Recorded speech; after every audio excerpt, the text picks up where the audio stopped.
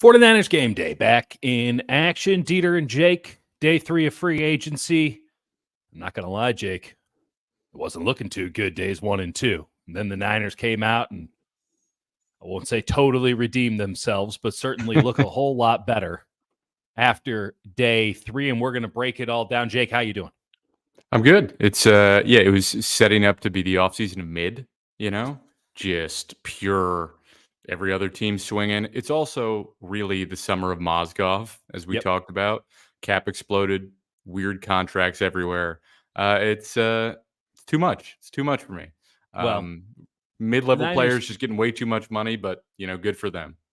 yeah, you can't fault any player for taking what the market wants to give them. You can fault the teams for giving players who aren't worth that or weren't worth that last year, that kind of money. And the Niners made some of those mistakes as well, at least in my estimation. We'll get to your estimation. We're going to give grades for the 5 players that the 49ers have signed, including 2 reportedly today, and Eric Kendricks. And who else did they get? Well, they made a trade for Malik Collins. Right. Which was effectively a free agent signing, given that Malik Collins is going to be bringing his contract from the Houston Texans over to the San Francisco 49ers for at least the next year. But before we get into the grades on the new guys, let's just give our thoughts real fast on one, Kyle Juszczyk restructuring, saving a little bit of money on the salary cap. Eric Armstead was asked to do the same thing, said no, he's a free agent now. And Kyle Juszczyk had some reported reluctance to do this, but has opted to stay with the San Francisco 49ers. Thoughts on Juszczyk restructuring? Yeah, I think that's something where I don't want to say Armstead was the case study there, but like if you're Juszczyk and you see that, you're like, okay, one, they're serious about cutting me, no matter what goodwill I've built up with this team, Right. and two, like, do I really want to go anywhere else? Is this not the best situation for me? He's been here so long, like he's so founded here. Like, does he really want to go elsewhere?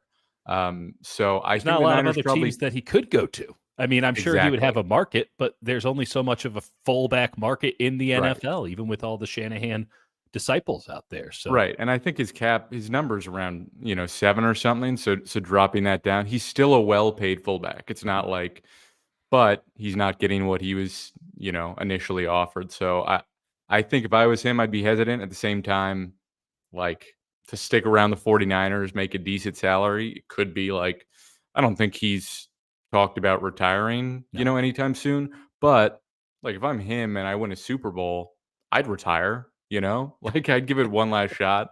He lived a great life. He lives probably the best life on that team. Yeah. And I don't know, if I'm him, take a salary cut to still make a great amount of money, play on a team with a coach that knows my skill set well. It's not ideal, but I think those are the factors that he was sort of working with there. Yeah, I mean, without a question, you have to take into account quality of life. And Kyle Juszczyk, even if there is a better place for him out there in the world than the Bay Area and the South Bay, I mean, are you willing to risk it? How much is that risk worth to you?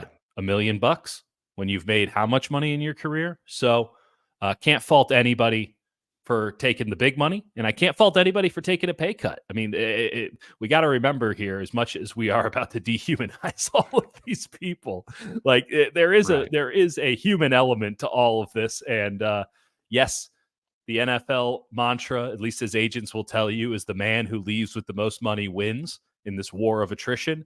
At the same time, you should have a good time doing it, and you shouldn't have to uproot your life and all these things. That also goes for everybody listening.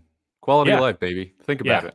If anyone should be giving life advice, it's Dieter and Jake. That's right. What else? I mean, George Odom, I was not personally a fan of George Odom. I was not under the understanding that the 49ers were much of a fan of George Odom, considering that they signed 2 safeties off the street before playing him at the actual position he was signed to fulfill. But he is a very good special teams player. And now he is a very handsomely paid special teams player. George Odom, contract extension, $5 million a year. Summer of Mozgov, baby, right? Yeah, here's the thing. Like, one, I didn't realize they valued gunners that much. I knew they did value them. Raheem Mostert initially got a good gunner contract. He was a special teams guy. But Odom is someone, and he's clearly a great special teams player. I think he's been up in the voting every single year for reasons that are pretty obvious when you watch him. But I think one thing that I should mention, and this isn't even evaluating his performance, just the fact that when you watch him on special teams, almost every single play, he's trying to piss somebody off. Like truly after every play, he's like almost getting a personal foul. It's kind of what Yeah. Juwan Jennings does, Yeah. which is kind of what you want on special You teams. gotta have a shit So stirrer. that's not to say he's worth it, but if you get a personal foul or something after a play every once in a while, maybe not the worst thing in the world.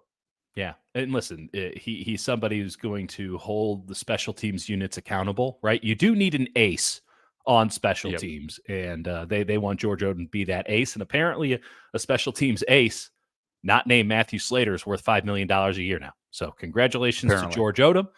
They did everything in their power to not let him play safety, but they sure do love him on special teams, and that's worth I'm $5 million. I'm really intrigued to see how much of this money's real. Like, Hmm. because there's you're seeing like 2 years, 10 million. Like, is that really 1 year, 4 million, and then the next year is you cut him for two?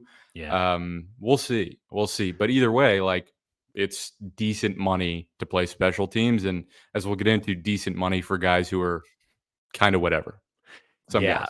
And that's how the 49ers really started free agency. One other move I want to note, they bring back Brandon Allen to be the backup quarterback, Yep. clearly the backup quarterback, the number 2 to a Brock Purdy. He was an overqualified 3. I don't think that makes him a qualified number 2 in the NFL, where we've had back-to-back seasons where we've had more starting quarterbacks than ever. I think if any team in the league knows how important it is to have 3 quality quarterbacks, it should be the San Francisco 49ers. And yet it appears as if their third quarterback for this upcoming season, as if they don't need 4 or 5 in camp, but their third quarterback for this upcoming season, as of right now, appears to be a kid that they're going to draft. And Right. that's somewhat of a dangerous game for a team that has $1 million quarterback. And that's not some euphemism. He's I, literally a I, I have a million name dollar for you. quarterback. If you And uh if you they're want to rolling the explain the dice here. glimmer in my eye, Dieter, Yeah. I'm thinking Jimmy Garoppolo. I'm not actually thinking it, I don't think but he Jimmy, did get released today, and I want to just trigger everybody who's watching this video right now. I don't think Jimmy would want to come back Nor should he. at the price that he would need to garner from the 49ers. I don't think San Francisco can really afford it. I don't think he wants to go down this road again. I think Tyrod Taylor is now the backup for Aaron Rodgers with the Jets. But maybe Houston, maybe he gets in with D'Amico Ryans. That's Nick Casario's team. Obviously, he likes Jimmy Garoppolo from back in the day. I wouldn't be surprised if he was CJ Stroud's backup in Houston, and they have money to flash around and spend. So Yep. an opportunity for Jimmy to get another payday after robbing the Las Vegas Raiders blind. Let's get in now to the players that they have signed from other teams, or in the case of Malik Collins, acquired from the Houston Texans today. And the splash signing, the big one, the one that led the way and was a lot of people really liked this signing. I'm not the biggest fan, as you'll see with our grades here. We're talking Leonard Floyd. Leonard Floyd, defensive end, played with the Buffalo Bills last year, was a Super Bowl champion with the Los Angeles Rams, Brandon Staley, defensive coordinator, and then played for Brandon Staley for a couple of years with the Bears as well. Leonard Floyd comes in theory, and the way that it is being presented by those in the spin room, is that Leonard Floyd now becomes the bookend to Nick Bosa. I will say this. I have asked half a dozen people, what role does Leonard Floyd have? Specifically, is he a specifically third down pass rusher that they bring in? Or is he a first and second down player who can set the edge, be good against the run? Because he's clearly not an every down player at defensive end. Yeah, I've gotten 3 answers each way.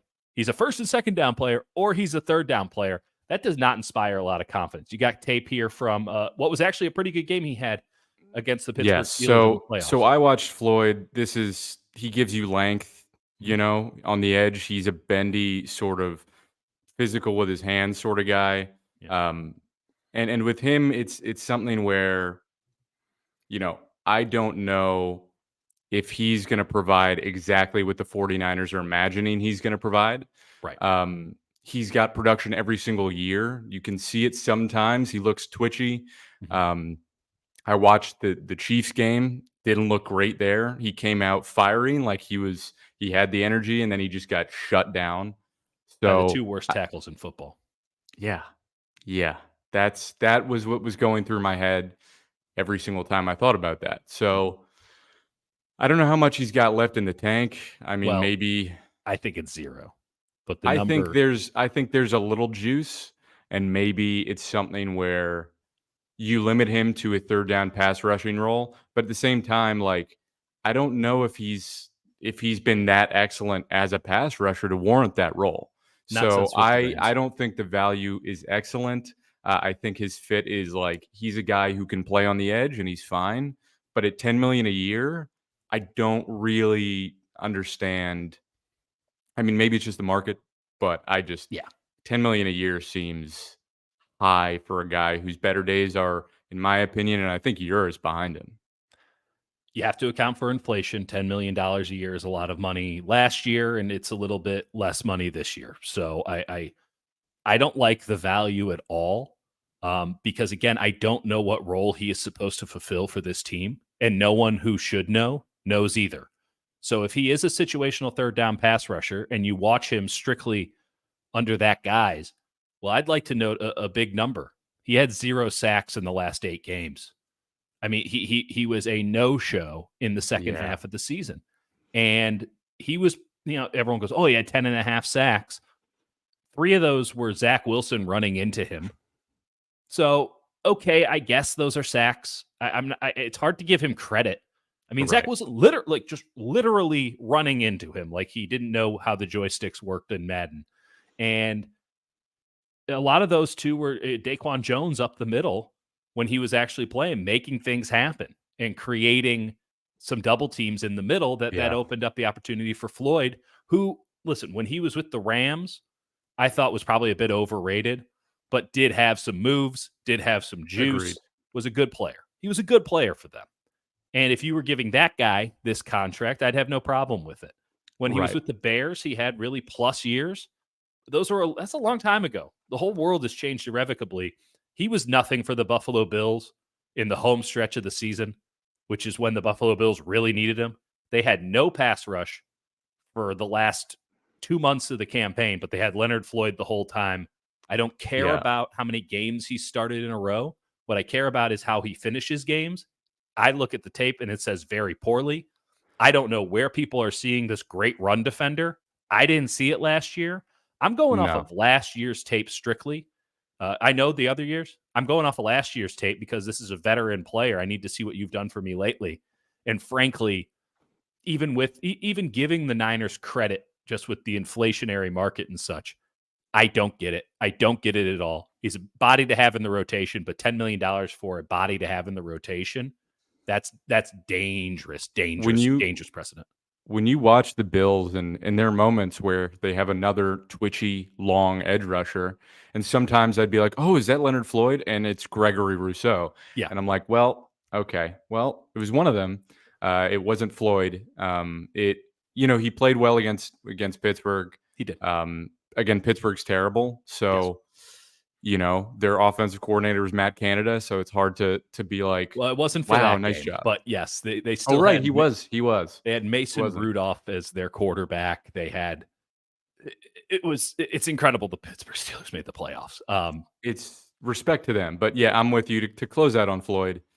I don't know what people are talking about as a run defender. I mean, you look at his frame, he's not built as a run defender. He's got long And arms, that's to but say, I think he's a better run defender than I expected when I turned on the tape, which is to say, not great. Like, I think he's good enough with his hands. He's got really strong hands to disengage Mhm. and be a decent run defender. Got But, that good slap move. like, right. But when I want a guy who's going to actually set the edge on first and second down, I want a heavier frame. I want somebody who can put a hand into the chest of a tackle and then decide which way to go depending on the running back.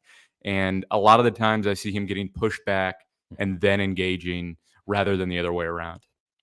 And again, as a situational pass rusher, third down only, maybe you can coax some juice out of him. That's how the Bills used him.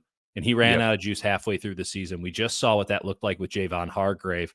Obviously, the contract isn't as severe as that, but to pay a premium price, not 20, but it's still, still paying 8 figures for a player that gave you half a season as a situational pass rusher. By the way, the Buffalo Bills, they still need pass rushers. They were happy to let Leonard Floyd go, even at that price.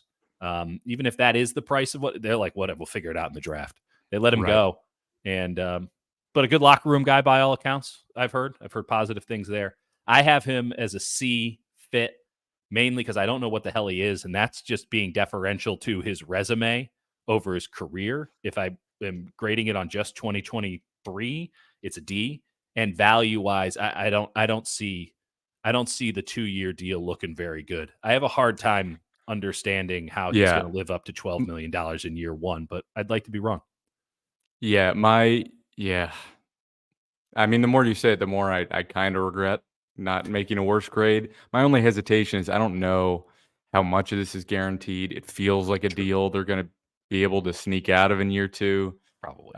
But it's somewhere where you go, Leonard Floyd, is he still as I remember him? And you're like, he's got something, but I don't know. If you want like a true bookend number 2 to Bosa, I'm not confident he's going to give you, what you want, but Yeah. you're kind of paying for production. The fact that he's had 9 sacks in 4 straight years.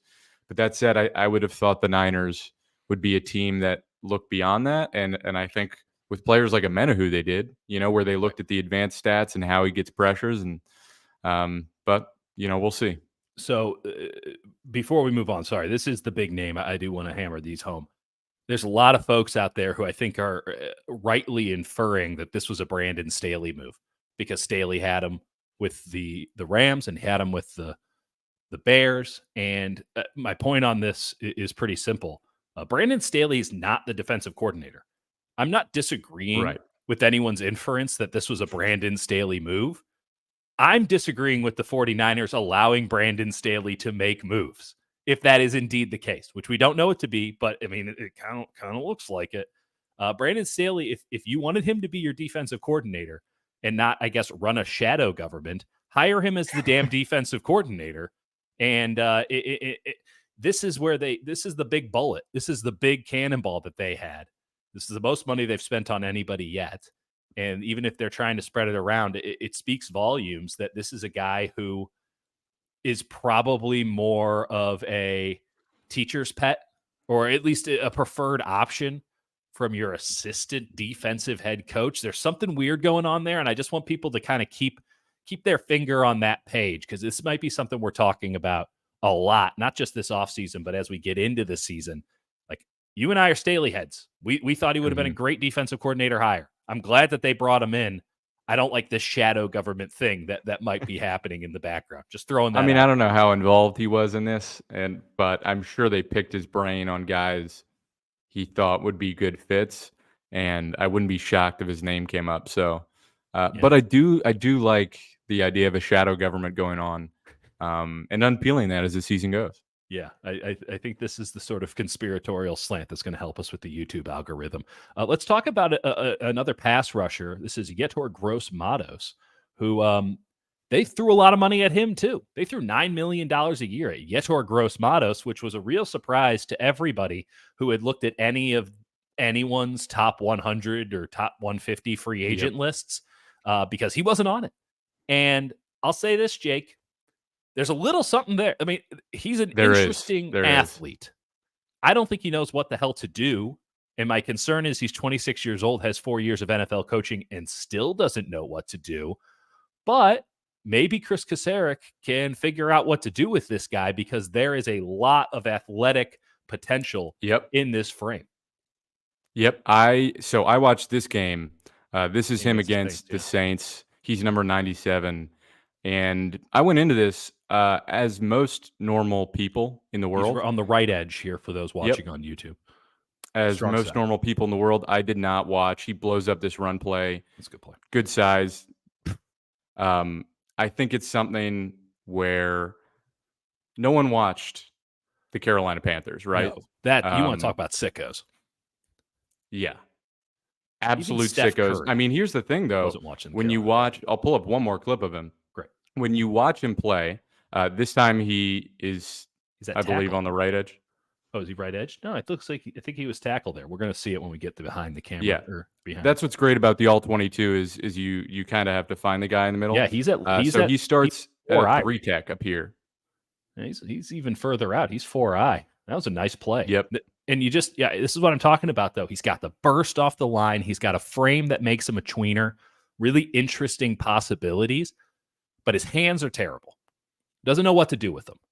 And beyond that, he gets stonewalled by lesser guards than he just went up against with the New Orleans Saints. I mean, I watched his game against the Vikings, and the Vikings were just looking for anybody to play guard all season long. Yep. And when he gets stood up, it's not just he stopped moving, and it's not like he's getting pushed back. He gets like lifted like it's a rugby in from touch throw.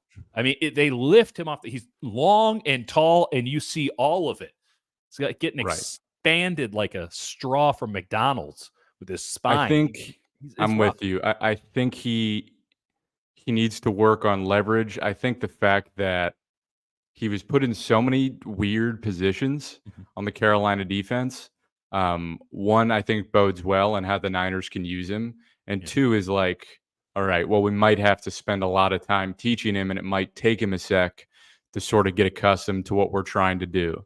And that happened with Chase Young too, and he never totally quite got it. Yeah, he did well in the Super Bowl. Mid-season wasn't there for training camp. There's stuff like that, Right. But I think the reason we both give him a B+ fit is this is a dude I believe who can set the edge. I'm not saying he's going to do it every single You time. think he's the first and second down guy, and Floyd is the third? I think that's how it lines up in my mind, in my mind's eye. Yeah. At least to start this season. What we got. And hopefully Chris Kasurik's eye. Yeah. I just think he's like got a big frame. When he does get good leverage, he's powerful. And I think he does show flashes of being able to really, really set the edge, get hands on guys, and drive them back in a way that they have not often had in an edge rusher. True. And I just really didn't see that out of Floyd. And he's also 26. Like, he was a COVID year guy. Remember those guys? It's like weird coming into the year. Yeah. You're playing on the Carolina Panthers, so what on earth? Like, you're probably not going to develop, right? Unless you're Brian Burns, right? And even then, right? So I think it's someone where 2 years, 18 million, probably a little bit of an overpay, but you're also paying for that youth and that size. If he's like fully healthy, I think he's had a couple years missing a few games here and there. Yeah. If he's fully healthy and he can get accustomed to the scheme, I really, really like what he could do as first and second down. And I think he has pass rush chops too. Yeah. If he is the first and second down guy, I think he could play third down at three technique. I think you slide him into a speed rush scenario. And if you're in a true pass rush, all go situation, he's got enough girth. So you're playing him as a 5, and then you're playing him as a 3, and you're sliding Hargrave over to the 1 on a third down speed rush. I like that possibility. Now you got a 3-down player that's worth $9 million a year without a question. Agreed. Here's the problem. That's just us being optimistic. This guy's got 4 years in the league, and he has no production whatsoever. Yep. And they've thrown him around. And I know people said, oh, well, he's the best rated player on Carolina's defense on PFF. Well, he had a 65 rating. So I'm not sure we should hold that up in exaltation. To pay $9 million for what is essentially a flyer, one that we see a lot of promise in, one that we get tantalized by, but he is really just an older draft pick in a way. He's an idea of a player at this point. Like, he's what could be, but to pay that much. 26 years old, 4 years of NFL coaching. I don't care if it is the Carolina Panthers. I'd like to see a little bit more. I get where the 49ers are coming from. I get the inflation. $9 million for a guy who's never done it. Full stop, never done it. At the level that the Niners are going to ask him to do it at, in theory, is just far too rich for my blood. And as much as I'm going to enjoy watching this, because this is the kind of sicko stuff that we're into in player development. 26 years old. Maybe he just doesn't have it. Maybe he can't learn it. And the 49ers are making a big bet here on their coaches as opposed to the coaching he's already gotten. And as much as everyone wants to go, oh, Carolina sucks, they don't know what they're doing. Like, I don't know who their D-line coaches are. I know the 49ers got a damn good one. I'm not sure the gap is that significant when we're Here's talking the thing. NFL level. As much as we love the idea of him and how I think he's going to fit into their scheme, which is you're paying, and again, the numbers won't be, it's not going to be 19 million, but you're paying well over 10 million for a guy whose better days are behind him and who might only be a third down pass rusher. Right. And the idea of a player who's shown flashes but has not been consistent throughout his career, which there's a way, and given that you have Chris Kasurek, those bets tend to work out for the 49ers. True. But to invest that much on sort of, I don't know, players. Well, now they have to. That's the thing. It's been different when they've brought in just a bunch of cheap dudes and Kasurek turns one of the four into something good, like a Cleve Farrell, or just go down the line. When you're betting $9 million, they have to work out. You have to work out if you're Leonard Floyd. You have to have a role. So these two guys have to amalgamate into a Danielle Hunter who will make like $3 million more than the two of them combined this upcoming season. Well, depending on the market, he might just get 25 a year. Who knows? But he got 24 from the Texans yesterday. Okay. So, 2 years, $49 million. Like, I'm not saying that the Niners should have gone that route. I don't They were thinking about it. The route that they took, but there's not much difference, and you have a clear-cut three-down player in Danielle Hunter, one guy who can set the edge and rush the passer at an elite level, versus a player's best football's behind him, who's probably a situational pass rusher, who might not have any pass rushing juice left, and a prospect of a player who's 26 years old and might be a viable edge setter on first and second down and might have some late down pass rushing juice. And I'm just like, man, how are the question marks that you have to carry worth $3 million? Probably not. Probably not. Now, again, it takes two to tango. Someone has to sign the contract, all that jazz. You know that you have to want to come to San Francisco. But is tantalizing a prospect and is great a resume as Leonard Floyd has, big question marks coming into the season, and you're paying for players that shouldn't carry these kind of question marks, even in this inflationary world. Now, we can get behind one thing here, and this is that my man, former Missouri Tiger, Jordan Elliott, is not good. He's not good.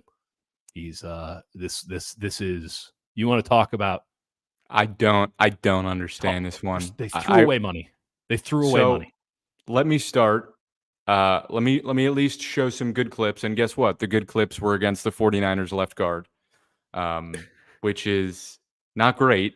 But you watch him, and the Cleveland Browns did not really want him on the field most of the time. I think he had one game, and it was the last game of the season when he played more than like 27 snaps. Mm-hmm. Like, he was rotational for them. But, they had a lot of dudes. They brought in like 30 defensive tackles throughout last season. Yes, they did. So then they re-signed everybody but him. Yeah. So I'll give him credit with this one. This is him blowing up a run play. You'll see him against Aaron Banks on the right side. We can play it one more time after this, but we'll get this was, here we go. I watched a few games of him, and this was the one where I actually saw glimpses. He's just bullying Aaron Banks into the backfield. McCaffrey somehow makes something happen anyway out of it. And then after this, he made a couple plays like that, and I think both were against Aaron Banks. But it's like, for the most part, I was trying to figure out what on earth he does. It took me a while to really figure that out, because I don't know. I don't think he is. Here's another one. This one's pretty good. He gets past Banks, blows it up, gets hyped, whole defense hyped. Great. You love it. Not if you're the 49ers and your left guard is getting blown up by the worst defensive tackle on the Browns. I listen, Brian, I'm aware that these numbers are going to be funky, and that's why I'm withholding some judgment. That said, I'm basing this off of what I've seen from Jordan Elliott, and it's not great. Those were the good clips. Those were the great clips. Here's one of him allowing a massive, massive, massive run play. Again, he's on the right side, Yeah, he gets pushed and around. whoop, there it goes. You'll see it much better on the other angle. Clear cut rundown. No one thinks Baltimore or the Chicago is doing anything else here. And he Right. just gets absolutely blown up. On the right side, number 96. Whoop, there he goes. And at the That's end of this Javon play, Kinlaw energy. at the end of this play, by the way, we'll talk about Javon Kinlaw's insane contract in a second. Insane. But watch 96. He's right there. At the end of this play, you can see him go, oh, God, that was me. Yep. Whoops. So here's the thing. If you're going to, I know it's not going to be 2 years, 10 million guaranteed. He's probably not going to get all that money. But if you want to invest in a defensive tackle who can hold up in the run game and you feel good about it, this isn't him. Like, maybe he can be a better run defender with the 49ers. I would hope so. He is still just 26. But from the tape I've watched, he's getting pushed out of the way a lot. Mm-hmm. He's way too inconsistent as a pass rusher. I also don't think he's going to be in on many pass rushing downs. So, listen, if you're giving him $5 million a year, I don't understand why you wouldn't throw that at Maurice Hurst, who the Browns gave $3.2 million. And maybe Hurst didn't want to come back. He was injured with the 49ers. Maybe they felt the same way. I just don't see it with this guy. Brian checking in on the chat. These are depth pieces on the D line. And he made the correction. They're not going to be game breakers. Depth is code word for I don't trust this guy. And you're spending the first 2 days of free agency signing guys that you don't trust. That is bad general managing. And listen, I'm yet to hear a positive review of Jordan Elliott. I called up some folks at Mizzou. He was an All-American at Mizzou. I remember watching him at Mizzou. It doesn't look anything like he's the player that we see in the NFL. The Browns restructured Jordan Elliott's rookie contract. I had never heard of that. That's a guy who was a late, I don't remember what round he's in, but he's on his rookie contract. I think he was and round it got 3. Restructured. Every other rookie in that situation, or guy on a rookie contract in that situation gets cut. Jordan Elliott was willing to restructure his rookie contract because he was afraid he was not going to get another NFL job. That's why you restructure a rookie contract. And the 49ers, and by the way, he restructured his rookie contract, played for the Browns last year, and did nothing to improve his stock. And then the 49ers come in for a guy who should be available at the absolute minimum, because there's no evidence that he can play one technique in the National Football League or 3 technique in the National Football League at much less a starter level, any level. He's a body, and so am I. So is Jake. Right. So are you, Brian. Like, this is not a guy who should be getting a $5 million contract. Why are you paying any sort of premium? And here's the thing. Even if you're not paying a premium, like Brian's talking about, numbers are all inflated. All of these deals are always inflated. But here's the thing, like, I don't even care if you're giving him $3 million. Like, if it's a $2 million deal, I don't actually understand it. Like, I don't, like, if you're bringing him in at $2 million, whatever, okay, you can create an idea in your head. But if it's any more than that, you're like paying him a decent amount to be a part of this rotation. And he has not proven to me, or you, I think, or most people who've watched him for the Browns fans, they hate it. Don't have much nice to say about him. Like, he gets washed out down the line of scrimmage. If you want a rotational guy, I want somebody who can plug gaps and feel good about. And I don't see that from him. And by the way, you go, oh, well, who gives a damn? It's, not our money, this and that. This is $5 million you can't give to somebody else. You're bringing in a player that I see has zero value. I have a hard time understanding how he's going to help you win a Super Bowl, much less win games. And this is $5 million now you can't give to somebody else. So, people saying run, stop, win rate. I would like to note that Solomon Thomas was in the top 10 in run, stop, win rate. It's a terrible. He was also like one of the, like, you can use analytics from that perspective, but if you want to do it both ways, PFF has him as one of the worst ranked run defenders of the last 2 seasons. So like, run, stop, win rate is a weird stat. And I'm not saying it's illegitimate. No, look at listen, it's been so much fun watching people try to spin these first three signings on Twitter or X or whatever the hell you call it, and you can cherry pick it, and that's fine. And I can cherry pick too. Right. My point is, we've watched the tape. I've taken in 3 games of Jordan Elliott. I put on. I asked a friend who knows the Browns well, and I said, "What game should I watch to see what he can do?" They did not say the 49ers game, which credit to you for pulling that one up. They said the Colts game. And I watched that Colts game, and it looks like he's on ice skates. He didn't do anything positive in the Colts game. I didn't know what they were talking. I texted back to the guy. I'm like, what the hell are you talking about? They go, oh, well, Stefanski said that he had a good game. Oh, we might have lost Dieter here, folks. Oh, there we go. We're back. No, I've been here the whole damn time. So regardless. Maybe it was me. Regardless. I think Jordan Elliott, that is the most inexplicable signing. The most inexplicable signing. Now, for redemption. Real quick, just one last thing on run stop win rate. Like a win could be considered getting upfield past a blocker, but taking the wrong gap, or the blocker like allowing you to get upfield, which I saw a lot of. So anyway, it's not a good stat, and all you need to do is look at the players who are high on that list. And then the 49ers go out and did a very, very smart thing, because after 2 days of free agency, I'm thinking to myself, I still have all the same questions about this defense that I had going into free agency. Who's going to be their defensive end opposite Nick Bosa?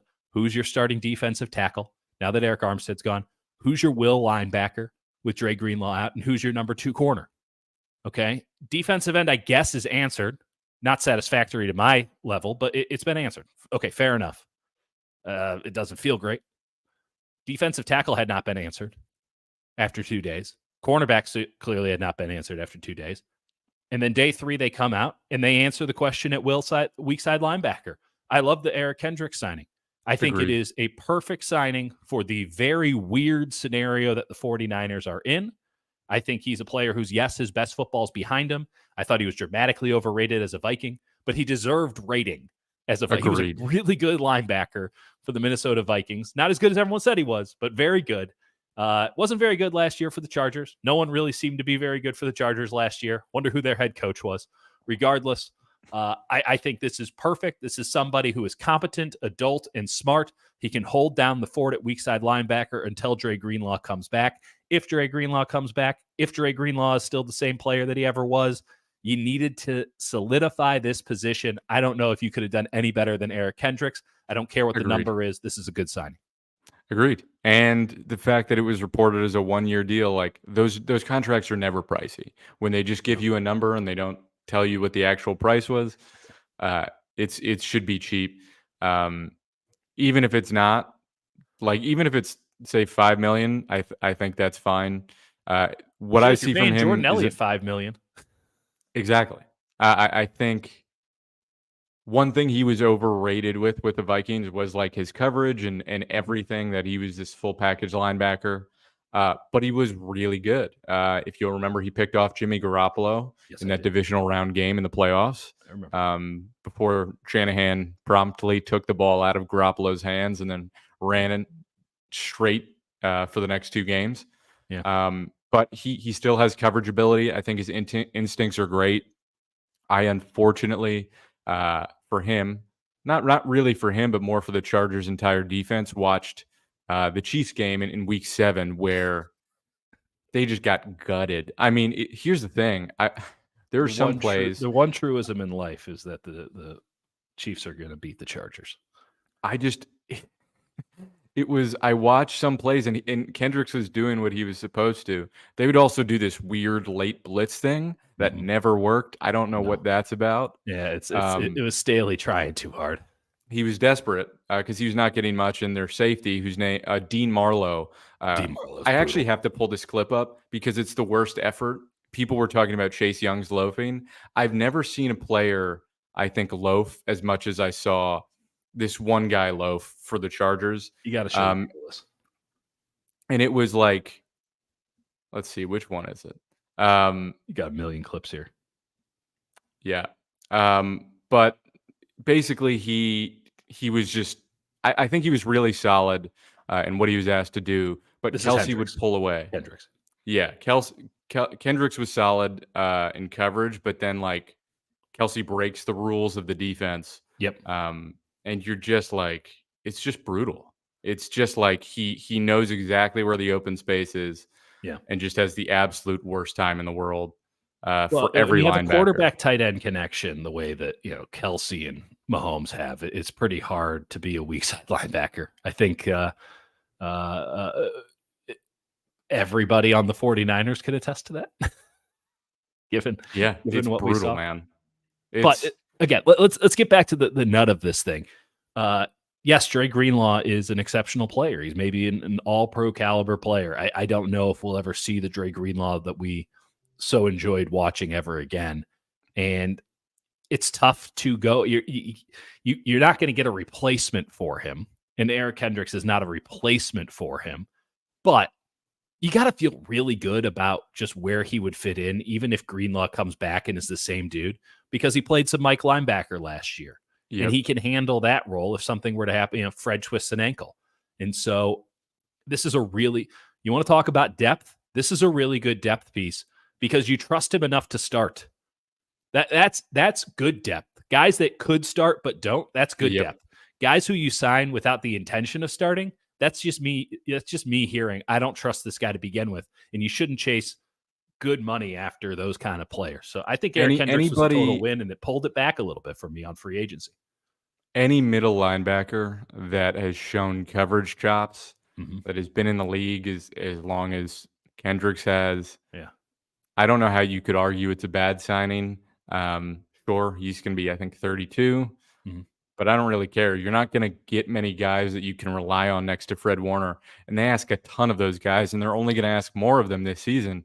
That was the thesis of this offseason when hiring a defensive coordinator, is that this defense has been based around linebackers dictating how they play, connecting coverage, and they need a guy who can do that. I think Kendricks is a perfect guy for that. I think he's lost a step, obviously, which is why I gave him a B instead of an A, but that's being nitpicky. He's really, really solid. Yeah. And listen, this is not to say that he's going to take the world by storm here or anything like that. He might not even win this starting job, but you don't have the question mark at weak side linebacker anymore. Whether it's a guy who's already on the roster, one of the young guys that they have in the shop, or it's Kendricks, you have a weak side linebacker, and then you bring back Dre Greenlaw.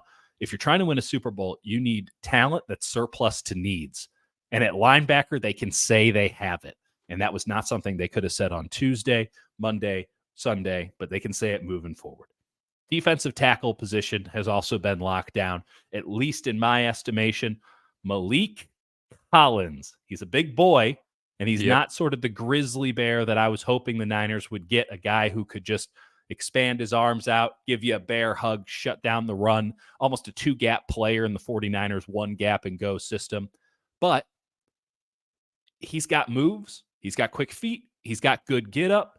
He's a little stocky. I mean, he looks like somebody, he looks like a lot of guys who have played for the 49ers before. And if you're playing him at one technique, is it optimized? Is this the best you could do? Maybe, maybe not. Again, I would have liked the DJ Reader in there, something like that. But maybe the price wasn't right. And this guy makes sense in the system that they run. Yep. I'm with you. And honestly, you look at, I'll start with some clips here.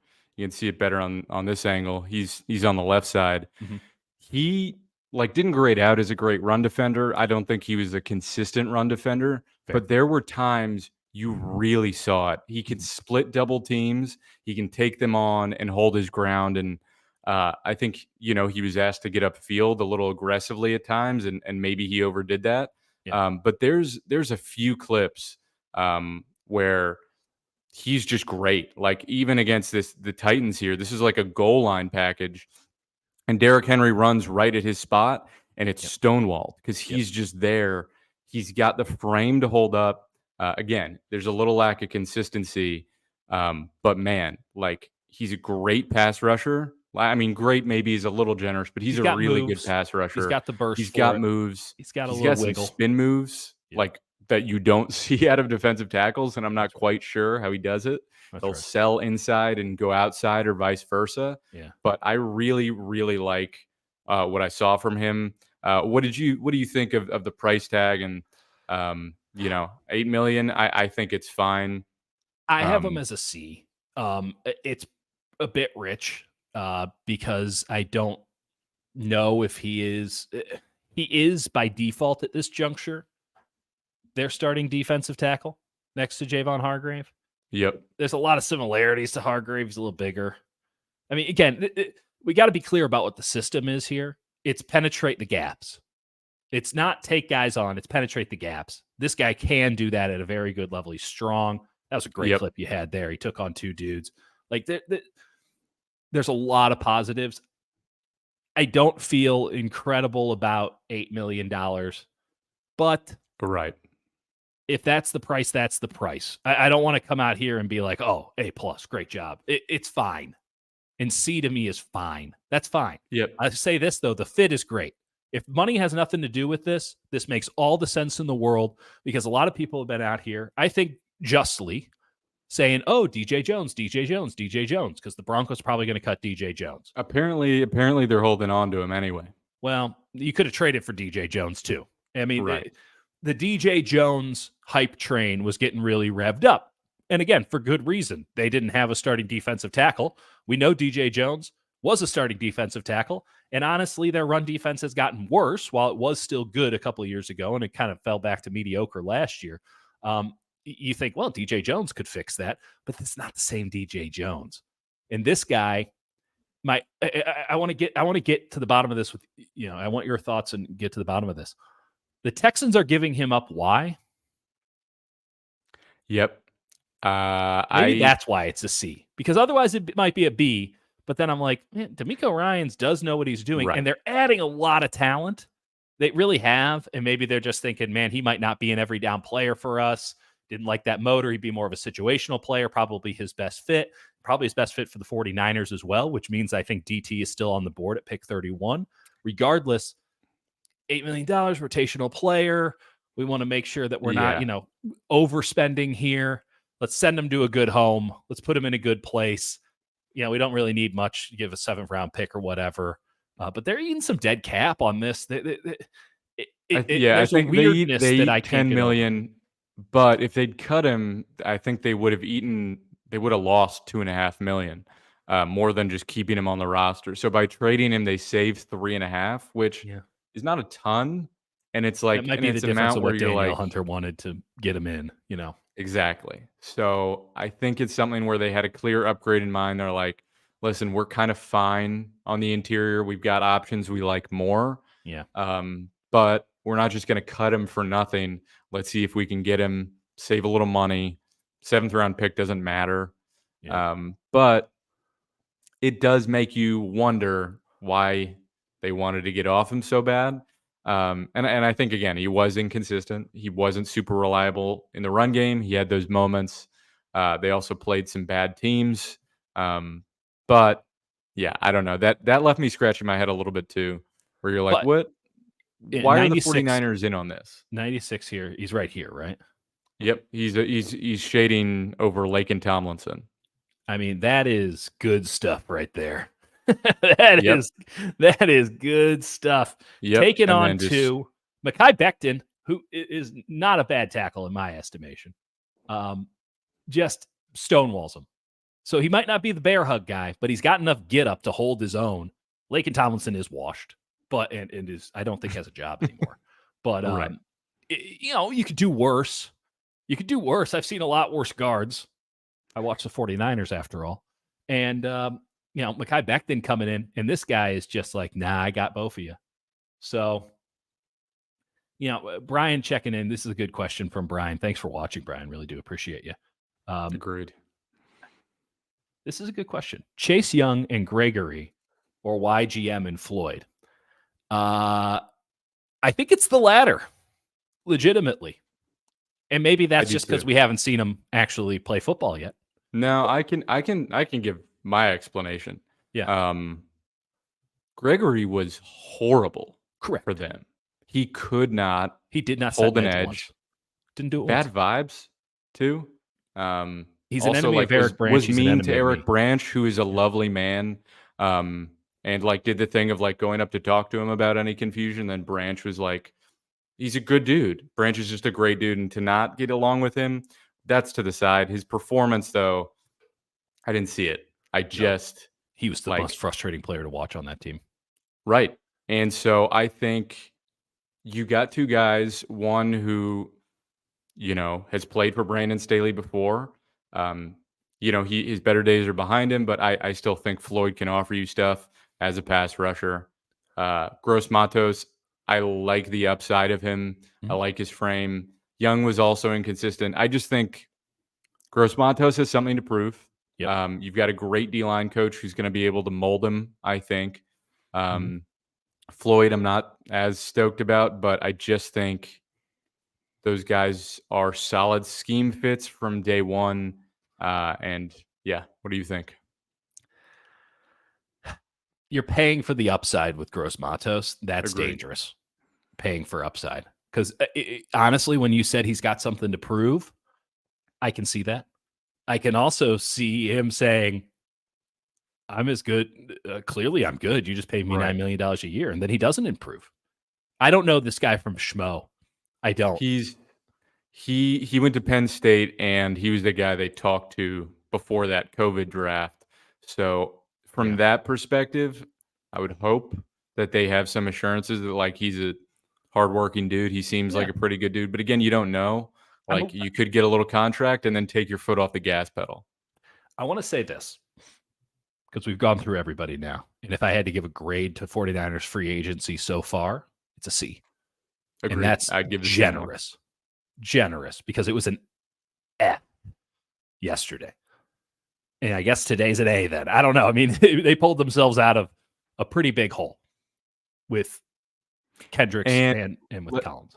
I firmly believe they are going to add a corner. That If they do market that, now we're cooking. Now that it all market makes hasn't sense. moved yet.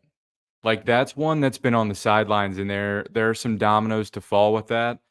I think there are moves to come. Maybe it's just one big move for a corner. Even if they did that, it would be a solid offseason. Correct. I think they need more, but yeah, I think corner is desperate, and then they can swing for a tackle on the draft.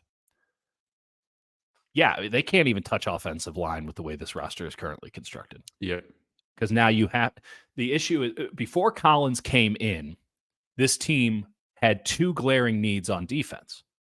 Glaring. Beyond any of the issues you think that the offensive line has.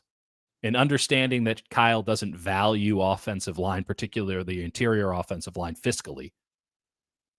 But they were going to go into the draft in a position of disadvantage because they were going to be desperate for either a cornerback, which is roughly Kool-Aid McKinstry, or Devondre Sweat.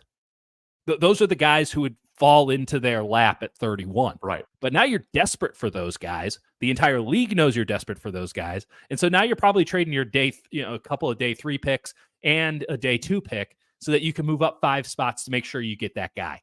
It's not an effective way of building a team going into the draft desperate. You know which teams go into the draft with needs? Shitty teams. And while the Niners would have only had 2 needs compared to, the crappy teams who have 9 or 10 or 20, like it's still not a position of power or a position that's really Agreed. becoming of a team that just played for a Super Bowl and expects to play for a Super Bowl again. So you can say, oh, Ambry Thomas will be on the outside, or they'll slide Lenoir and they'll find another nickel. Well, Kenny Moore's gone. He's a $10 million nickel. I don't think, there's that much between Lenoir and Kenny Moore. Lenoir's got Moore has the track record. I'd like to keep Lenoir at the spot that he played best at, which means that you do need a number 2 corner. And if you go out and you sign a number 2 corner, as you suggested, as the market is sort of saying is still a possibility, now it all sort of clicks together. Now, this offseason, you go, well, I don't love what they did at defensive end, but it's not the worst. I mean, it's better than what they had. Maybe sans Clee Farrell. I would have liked to have seen Clee Farrell come back. $2.5 million for Clee Farrell. At least I know I'm getting first and second down production. Then you can go out and get Floyd if you believe he's the third down guy. You can get Gross Matos if you believe he's that sort of versatile pass rusher, that wild card there. But you have first and second down handled against the run. Collins doesn't, is it optimized? I don't know. I like him. I don't know if he's a 3-down defensive tackle. I don't know if he's somebody that you can trust to be consistent on first and second down for you against the run, because he is more of a gap buster than he is somebody holding up. Though, I'll show the clip one more time. I love the clip of him taking on the Jets offensive line here. You can live with those two. You can live with Jordan Elliott, which makes no sense regardless of what they do. You can live with that because you have an answer at will linebacker and you'd have an answer at cornerback. And then you're going into the draft and you can say, hey, if we don't take if we get a defensive tackle, now we're loaded. Now we feel great. Yep. Or we can go and draft whoever the best player available is, because it's not as if this team doesn't have a deficit in talent depth overall. They have the top end players. They don't have those sort of middle-class players. By the way, guys who will need to step up into top roles in a year or two when Brock Purdy needs a new contract, and the guys who have been getting the big contracts, a Debo, a Kittle. Right. In 2 years, we might be looking at him and saying, here's the door, buddy. And it won't be that big of a deal. Here's the thing. That's exactly where I was going with it too, is there's so often just draft the best player available. But if you go into the draft with needs, you kind of got to get the right guy sometimes. And the 49ers have fallen victim to that plenty of times. That's right. Was Javon Kinlaw really the best player in that situation? No, it was clearly Tristan Wirfs, who they should have probably drafted. Again, they don't get Ayuk if they don't make that move. So that's a whole butterfly effect. I don't know if that's thing. True or not, but I get where you're coming from. There's a butterfly effect there. So this is a situation, I think, where you go get a corner and now you're like, okay, we actually can kind of do whatever we want. You can make an argument if they go get a corner. Mm-hmm. Yeah, tackle is the main need in the draft. I think that's where you swing on if the right guy's available. You could also make a case, let's swing on wide receiver. We may want to trade Debo in a year. Let's just go with, say somebody drops. There's some freak wide receivers out there. Right. Take a swing on one. It puts you in a position where if you fall in love with a guy, you say, we don't have needs, we're going to take it. That's right. I mean, last night I did KMBR and we came in with the sound clip of Dante Whitner going through all the needs for this team. And he mentioned, and it's Dante. We love Dante. He's mostly vibes. He was saying, how about this kid out of Texas, Xavier Worthy, what a name, Xavier Worthy. He ran a 4.240, a legit 4.240. And he also weighs as much as, probably less than I do, to be honest. But it's he's not a possibility for you at 31 if you still need a number 2 corner, if you still need somebody to bolster the defensive tackle situation. You can still go with defensive end. You can never have too many. And this might be a good one. But if you don't take care of free agency, and they have pulled themselves back to a place where it's at least reasonable to go into the season with this defense. I don't love it, but it's reasonable. I don't think it's Super Bowl caliber, but it's reasonable. Yesterday, it was not reasonable. And everyone going, oh, well, they'll have the draft. Okay, that might solve one of those problems. Your day 2 picks are not solving big problems for a Super Bowl contending defense, a Super Bowl contending team. And your day 3 picks, buddy, that's just playing the lottery. And that's guys who, as I've said it once, I'll say it a million times. We're going to repeat it. Those are guys who have crazy athletic scores, never produced in college, or they're guys who produce like crazy in college and make no sense athletically how they were able to do that. And you're just taking flyers on those guys. And so you get a Brock Purdy in the final rounds because he produced in college, but no one really liked him because he doesn't have any physical traits that stand out. Okay, you take that guy in the 7th round, it worked out. George Kittle, you say, hey, this guy caught 12 passes for Iowa. There's no production to speak of, but he tested off the charts. So you take a swing and it works out. Fred Warner, you say he was a safety playing a weird star position. Right. But maybe he could be a linebacker. They bring him in as a will. He's immediately obvious he's going to be a Mike. It works out. But we're only talking about the guys who work out because you're having to replace Danny Gray. You're having to replace Cam Latu. You're having to replace a lot of guys. Day 3 is a crapshoot. If you get 1 or 2 good guys out of day 3, you won. You won. But you have to nail your first round pick, which means that you cannot be coming from a position of need. You cannot be desperate, because not only are you then beholden to the marketplace, 99% of the rumors that come out of the draft are complete bullshit, but that doesn't mean you can't act around those rumors. You don't know it's bullshit until it's all said and done. And if you think that the 49ers sitting at 31 who need a corner, who need a defensive tackle, or needed more so before today, if they're sitting there and they need somebody, they got to get a starter for this year so that they can compete for a Super Bowl. They got to get their guy. Because, by the way, there's only going to be one guy at that position that they're going to feel is trustworthy for that sort of a role. If you go into the draft with that, you don't think the Rams are like, we also like Kool-Aid McKinstry. We're going to trade up to 27 and do it. And you don't know if they're going to do that or not. But now you're packaging stuff together so that you're jumping above the Rams. Teams will mess with you. And that's when you get into a position. Now you're desperate. You have no choice but to get this guy. And now you're overpaying for this guy in a position where you should be getting elite talent at a cheap rate. It'd be different if they were drafting 12th. They're drafting 31st. There's a lot of luck involved in getting your guy at 31st. It'd be better if you didn't need to get your guy. If you had a pile of guys and you could just take whichever one you wanted. They're closer to that today, but I still don't think that they're all the way there. Cornerback, if the market is compressed, if the reason that no one is signed is because no one wants to give these guys the big money, Kendall Fuller, a Xavier Howard, a Stephon Gilmore, if the reason the market is compressed is because it's turning into safety 2.0 and teams just don't want to pay these dudes, that is a huge opportunity for the 49ers. Because if you have Stephon Gilmore, I don't care what the number is. If you have Stephon Gilmore, who I know's best football is behind him because he was once a defensive player of the year. Most of these free agents, their best football is behind them. Yeah. But if you have Stephon Gilmore, Mooney Ward, and Diamador Lenore as your corners or defensive backs, with Hufanga, who's coming back into the strong safety role in a true single high, so it's really a Sam linebacker, but that's where he needs to be, near the line of scrimmage.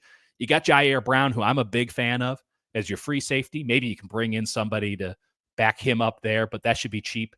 Now you got that. You got Kendricks. You got Warner. You have Dre Greenlaw down the line. You got Jalen Graham in the house. You're feeling good about linebacker. And you look at the line and you say, do I love it? No. But this is a team that's built around the secondary now. So you don't need to be that awesome on the defensive line. You don't need Leonard Floyd to be an impact player the way that they need him to be an impact player now. And you can throw pick 31 and your second round pick and your third round picks. You can throw them at guys that you really like, and you can build up that, here's the word again, depth. That's where you build depth in the draft. In free agency, you plug holes. At the draft, you get depth. And shitty teams fill holes in the draft. That's what shitty teams do. And yes, is our man Brian. Thank you, Brian, for chiming in here, man. Big fan. Big fan of you. Appreciate we should you, give you the super fan status of the day. It is very hard to improve off a Super Bowl team. No question about that. No doubt about it. But the 49ers are different than most Super Bowl teams in that they're paying their quarterback $1 million. So if any team should be able to improve year over year from almost winning the Super Bowl, it should be the San Francisco 49ers. To date, they have not done that, but the opportunity still exists for them, and that's exciting. It's also dangerous, and we'll see where we're at in a week or so, because I don't know when this cornerback market's going to start moving. But it might be a minute. But I'm with you. I think you had a corner. You're not feeling excellent about what they did in free agency. But a lot of these numbers are crazy. And they haven't, I think like, did you really need to give $20 million to a Robert Hunt versus grabbing a few different guys who fill needs? It's a genuine question. Maybe you would have been better off doing that. But I don't mind filling out a middle class. I just don't necessarily think that these guys who got middle class money are middle class players right now. That's fair. And that's maybe an issue I got to take up with the marketplace. The marketplace is not well. It's pretty disturbing. And I would honestly, I would like to be part of the marketplace. We really messed up. I But know. a good time to be back doing podcasting and YouTube lives and all that stuff. Jake, tell the folks where they can find you. And we'll wrap this thing up on Monday and we'll get back into draft stuff because we'll have a better idea of what it is they need come Monday. And then we can really dive in, maybe even give you a first 2 or 3 round draft for the 49ers from both of our perspectives. But I need to figure out what the hell they have. Thank God they do free agency before the draft. I need to figure out what the hell they have before we can really attack the draft the way that we want to attack it. Day 3, we got day 3 guys for days already. Oh, for sure. Because they don't matter. They don't have to fill a hole. It's just guys that you really like. But listen, we need to see what other teams need. We need to see what the 49ers need. That's going to inform the first round pick. And then we need to look and say, hey, where could they use a guy situationally? Where could they use a guy for, third down? Where could they use sub package guys? That's day 2 and day 3. So we need to figure out where the 49ers stand. And right now I would hope, and you the same would hope that they're not done building through free agency. And it's all funny money and good on all these guys for getting paid. And I know that half of these guys won't get paid as much as they say they're going to get paid and all this jazz. But first 2 days were brutal. Today was good. I'm giving them a C. That's being generous. Maybe they can get up to a B. Go out and get that corner, lock down that spot, build around. And I kind of think that's all you need to do. Like you'd like to do a little better, but they're giving out 2-year deals for a reason because that's the timeline until Purdy gets paid. That's right. You got another 2 years. Just grab some guys, figure out who's your dude in the draft. Your stupid gold helmet guys. Oh, Jesus. We get to hear the term gold helmet. We need to come up with our own title. Maybe just dudes. 49ers game day dudes. Yeah, we'll come up with something. Yeah. The gold, our gold teeth guys. A shout out to our logo. It's not bad. Not bad. I kind of like it. Oh, by the way, can we talk about this for half a second? Deebo Samuel is going to change his number, and this might be the end for the 49ers. I hate it. It's so aesthetically unpleasing. It's his choice. Like, he's like a bulky wide dude. 19 looks perfect. It fills out. Like I don't know. I'm also like generally like unless it's the number 7, I'm generally a fan of weirder numbers. 19's different. 19's unique. Like he's a unique player. Having one doesn't do it for me. I know it's his college number. I'm shocked he waited this long to do it. I don't see that. That's the other thing. It's like you're this far into your career and switching it to 19. Jimmy Ward had no foot to stand on with keeping 1, by the way. I know he was longest tenure and he's a great guy. I miss Jimmy Ward every day when we're in the locker room and all that. But like, if Deebo Samuel's like, I'm number 1 now. I mean, his name is Deebo. I think you just give it to him. Agreed. And Agreed. Now Also, I'm afraid of change. So. I mean, it just seems like a very strange time to do it coming off of a horrendous Super Bowl performance that maybe it's a rebirth, like a Phoenix. And then he renames himself to Deebo Phoenix Samuel. Think about that. Samuel. Well, he'll give the scoop to Kay Adams, so we look forward to that. Well, Jake, tell the folks where they can find you. He actually didn't, and she was pissed about it, which is funny. I mean, you'd think that they're paying him enough. Tell the people where they can find you, Jake. Find me on Twitter at Hutch Diesel. I got all my links there, all my stuff. Find me there. And then find me on 49ers Game Day. Please follow us on YouTube. Subscribe. Wherever you get your podcast. Subscribe. It's so easy. Click. We're trying to make we're going to make this channel work. So like we're getting a lot of people watching us on Twitter X. Like that's awesome. Really appreciate you guys jumping in. But like, we might make it a rule. Again, we're just bringing this thing back. We don't expect any sort of feedback. We really fucked up big time. We fucked up big time. To be fair, you had a human child. So yeah. Priorities were in the right place. So I'm hoping that our thousands of listeners will come back. But so that we can, pretend like this is a good idea. Regardless, either way, we're trying to make this channel work. I mean, the podcast numbers are fine. They're nowhere near where they were. That's fine. We don't expect anyone to jump back on the ship with us. We've false started so many times. Like Jimmy Garoppolo, we were the opposite of Jimmy. Thank you. You just got rid of us so often. Niners tried for years to get rid of Jimmy. They couldn't get rid of him. Any any sort of adversity, I immediately folded. And that will not happen this time around. I'll tell We're you back, that. baby. Sorry, we got to get in Henry N, who's a bona fide sicko. I'm not commenting on this. For those of you on YouTube, you can see it. I'll say it out loud for our listening audience because we do want them back. Is Deebo also planning on losing weight to fit that number? I don't know if one is going to look very good on Deebo Samuel. That's my biggest concern. You're right. He's a wide man. And yeah, it's okay. It's okay. Do what you want. I think it's honestly a win. Usually when this happens, I think of all the folks that bought the jersey. But honestly, I think the 19 is going to end up looking like a much better jersey in due time. I do too. I don't also think the legacy of one is going to be like don't Kobe ever buy Bryant's the new 24. jersey. The older jerseys are cool. When they upgrade and they change their number, it's much cooler to be the guy that has the old number. Yeah. You're an OG. You were there. You cared.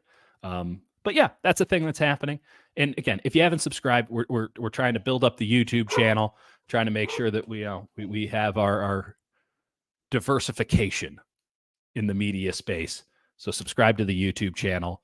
We're going to do these things live. We're going to post clips off the YouTube channel. But if you want to get in live, if you want to be able to comment, we throw your stuff up on the air. YouTube is the way to go instead of X. But anyone who joined us on X or whatever the Nazis are calling it today, appreciate you as well. All right. I'm going to do Daily Dieter tomorrow at noon. Hopefully we got more 49ers to talk about. If not, we're definitely talking Warriors tomorrow on Daily Dieter. Warriors and Mavericks tonight at 5:30. Big game. Steph Curry's coming back this weekend. A lot of stuff to talk about there. Giant spring training. Jake Hutchinson at Hutch Diesel. Dieter Kurtenbach at Dieter. We'll talk to you next week when we get back to the real sicko shit of the NFL draft. Until then, have a good one.